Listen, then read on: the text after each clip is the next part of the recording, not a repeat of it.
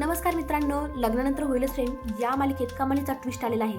मित्रांनो, जीवा आणि नंदिनीमध्ये खूप मोठं भांडण झालेलं आहे. कारण नंदिनीने बेडेकरांना फोन करून जे काय सांगितलेलं आहे त्यामुळे जीवा आता प्रचंड चिडलेला आहे. आणि त्यातून काव्या सुद्धा मध्येच बोलल्यामुळे आता जीवा तिच्यावर सुद्धा चिडलेला आहे की तुला सुद्धा असं वाटतंय की मी लाईफमध्ये काहीच करू शकत नाही.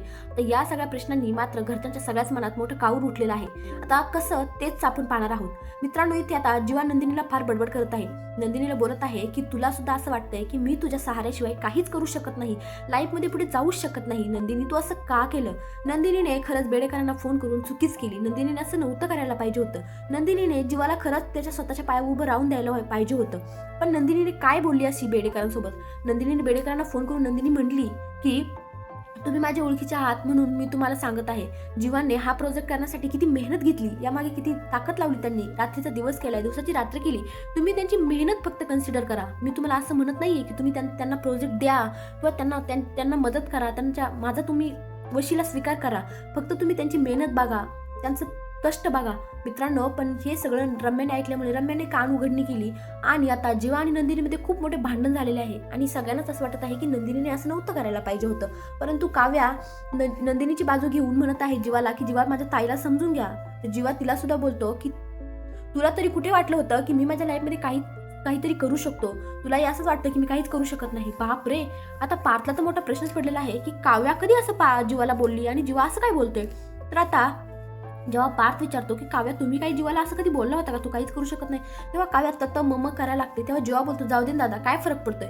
पण आता सगळंच काही इतका गोंधळ होऊन बसलेला आहे ना की कुणाचं ऐकायला तयार नाहीये, कुणाचं ऐकून घ्यायला तयार नाही आणि कुणी काही बोलायला तयार नाही. जीवा तर एवढाच चिडलेला आहे.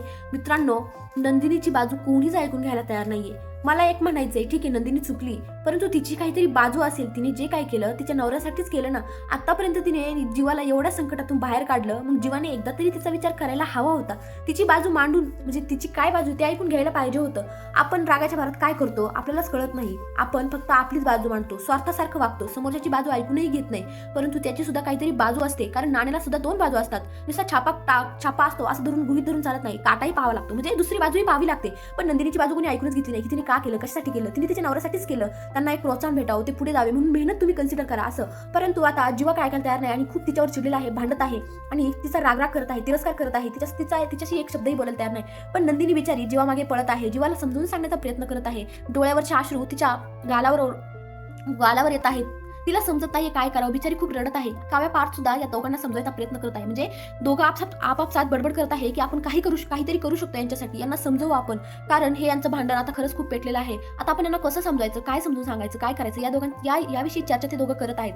परंतु आता त्यांना असं वाटतं की यांचं भांडण खूप शिगेला पोहोचलं आहे. इकडे नंदिनीला आता काउन्सिलरचा मेसेज सुद्धा येत आहे आणि ती आता काउन्सिलर सोबत फोनवर बोलणार आहे. ती काउन्सिलर सांगणार आहे की काउन्सिलर, आमच्यात खूप मोठं भांडण झालंय आणि आता आपल्याला पुढील भागात असं पाहायला भेटणार आहे की आता खरंच खूप मोठा ट्विस्ट आलेला आहे. मित्रांनो, आता काव्या इथे म्हणत आहे की माझं पार्थवर प्रेम झाले. मित्रांनो, प्रेम, बाप रे, काव्याला प्रेम झाले पार्थवर. इतक्या दिवस आपण याच गोष्टीची वाट पाहत होतो की काव्या कधी पार्थवर प्रेम करते आणि आज चक्क आपल्याला तेच पाहायला भेटते. खरंच म्हणजे ट्विस्ट, म्हणजे खतरनाक ट्विस्ट आहे की काव्याला पार्थवर प्रेम झालंय आणि ते पार्थला सुद्धा कळलंय. पार्थ सुद्धा बोलतोय की हा, मला कळतंय, तुम्हाला जे बोलायचंय ते तुमच्या मनात आहे, ओठांवर येत नाहीये. बाप रे, खरंच यांची केमिस्ट्री खरंच किती क्यूट आहे. तर इकडे नंदिनी काउन्सिलर सांगत आहे की जेव्हा चिडले ना की फार भयंकर चिडतात, पण त्यांचा राग एकदा निवळला की ते खूप प्रेमळ आहेत. तेव्हा काउन्सिलर बोलतात, तुम्ही तर छान ओळखायला लागला तुमच्या नवऱ्याला. तर नंदिनी बोलते, हो, कारण इतक्या दिवस सोबत राहिले, म्हटलं एवढं तर ओळखणारच ना. पण काउन्सिलर बोलतात, अहो, तुमच्या संसाराला एक्सपायरी डेट आहे, विसरू नका.